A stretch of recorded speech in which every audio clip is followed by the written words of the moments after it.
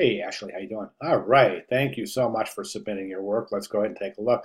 Let's look at the front of the poster first, then we'll jump into the back. Take a look at composition.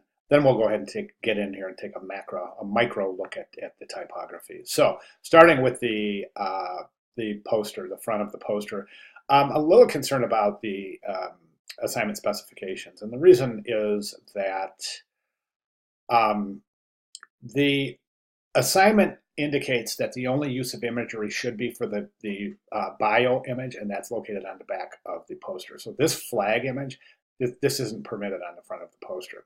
Conversely, you've got this really heavy illustrative meaning here that you've established through including these illustrated fists.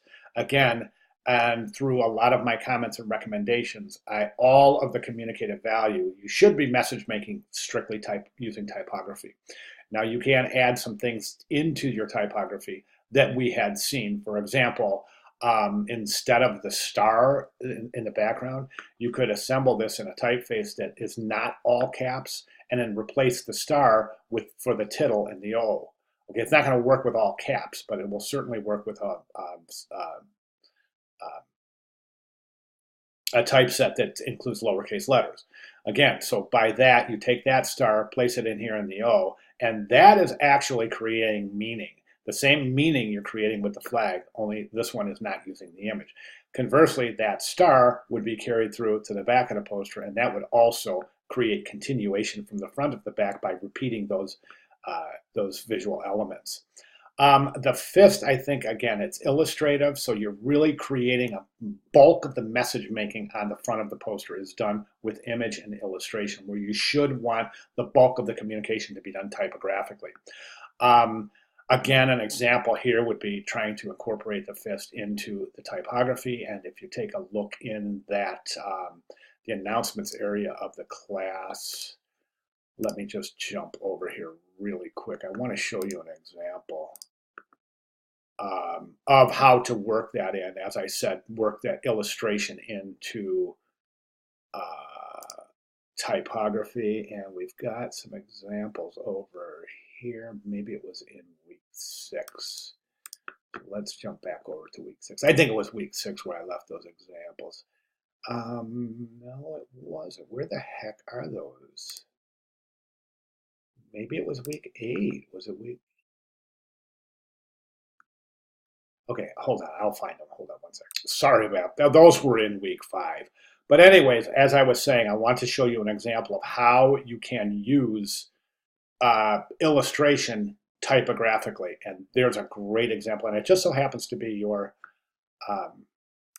oh, I'm sorry. No. Okay, so yeah, I'm going to use this example right here. And this is how we can incorporate illustration into typography. So right now, you've got the illustration, but it's playing the part of the O and Tony. So it's typographic. It's a typographic solution. We see the same thing here. And this is your laureate here. So this is specifically interesting where you have Martin Luther King Jr. and then the E is substitute. We have visual substitution with an equal sign for the V. I'm sorry, for the E. So again, that is using illustration in a substitutive manner in order to make sure that the illustration falls under typography. And I think that's really important. So in a nutshell, I would reconsider, I would remove the flag from the background, I would reconsider these, and I would try to make your message using type. Don't forget the tagline on the front of the poster. Let's jump to the back of the poster and take a look here at the typography. Okay, right now these are not in alignment. If you can see, the stars aren't in alignment, and this left margin is not in alignment. I highly recommend you get that in alignment right there. Try old style figures. It's going to work beautifully. They're gorgeous. They're easy to use. Try them, not only in your timeline, but also in your body copy in areas where you have numbers. Also, you've got a good chance here to use small caps. Let me show you where. BA, those are capitals, small caps in there. It'll really be beautiful, and it will really, really improve the negative space around that BA. So try those, definitely. This little bullet here, this little dash in front of the little sub text on the timeline, that should either be a bullet or nothing, but it shouldn't be a dash. If it is a bullet, you want to hang it, okay? You want to hang that punctuation so that it extends beyond the left margin. Otherwise, just align that subhead with the head in the timeline. The spaces, okay, you've got, this should be an N dash. Technically, that should be an N dash. N as in Nancy. Also, you don't want a space on either side of the dash.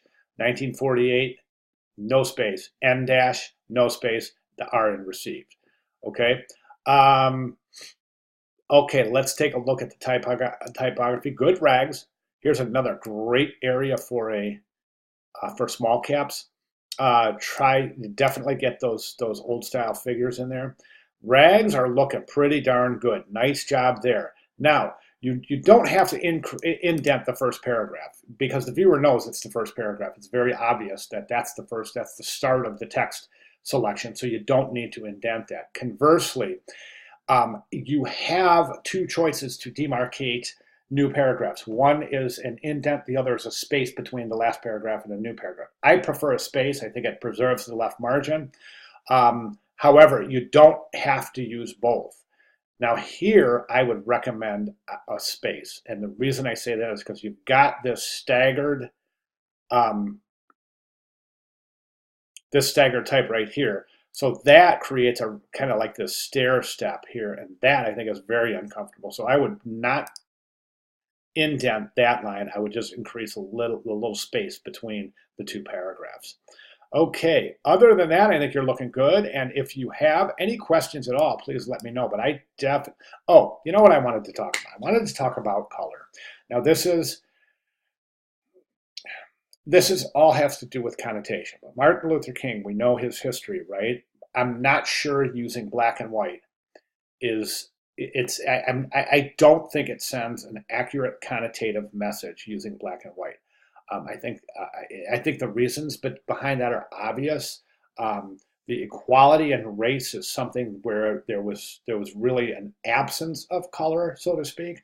So to use black and white it kind of creates a little bit of a convoluted connotative message, indicating that this is about black and white, and it's not. It's about the lack of separation of color. I hope that makes sense. If not, let me know. I'll try to clarify. But I highly recommend you don't use black and this kind of grayscale, black and white, as your color scheme. Try to work a little bit of color into the background of the poster. All right. Other than that, I'm not seeing much else I can really comment on. So really fantastic start, or I shouldn't say start. I should say really fantastic job working this into near completion. So if you have any questions at all, please feel free to let me know. Thank you very much.